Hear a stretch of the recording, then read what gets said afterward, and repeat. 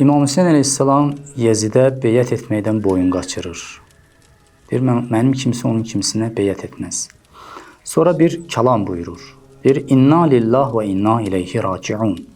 Biz Allahdanıq və Allaha qayıdacağıq. Bu, adətən ölüm xəbəri eşidəndə, böyük bir müsibət baş verəndə bunu deyirlər. Quran ayəsidir. Biz Allahdanıq və Allaha qayıdırıq. Və aləl İsləmis sələm. İslamın fatihəsini gərək oxuyasan. Gərək vəssalam deyəsən İslama. Niyə? İzə buliyyətil ümmətu bira'in mislə Yezid. Ümmət Yezid kimi bir başçı ilə imtihan olunursa, onda gərək İslamın fatihəsi oxunsun.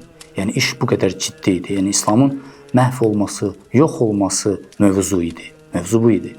Deyir ki, əgər Yezid gəlirsə, onda gərək İslamın fatihəsini oxuyasan. Və ləqəd səmi'tu cəddi Rasulallah. Mən cəddim, babam Peyğəmbərdən, Rasulullahdan belə eşitdim. Buyurdu ki, əl-xilafətu muharramatun alə ali Əbi Sufyan. Xilafət Əbu Sufyan ailəsinə haramdır. Fəizə rəaytum Muaviyyətə alə minbəri fəbqaru batnahu. Muaviyyəni mənim minbərimdə gördünüz, qarnını yırtın.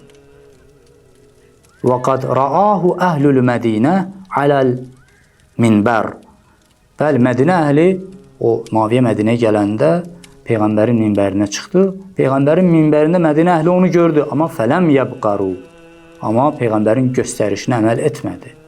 Qarnını yırtmadı. Fəbtəlahumullah biyezid əl-fasiq. Allah da ümməti, Mədinə cəmiyyətdə ümməti Yezid kimi bir fasiqlə bəlaya mübtəla etdi. Bax, bu İmam Hüseyin əleyhissalamın o baş verəcək təhlükə barəsində verdiyi xəbərdir.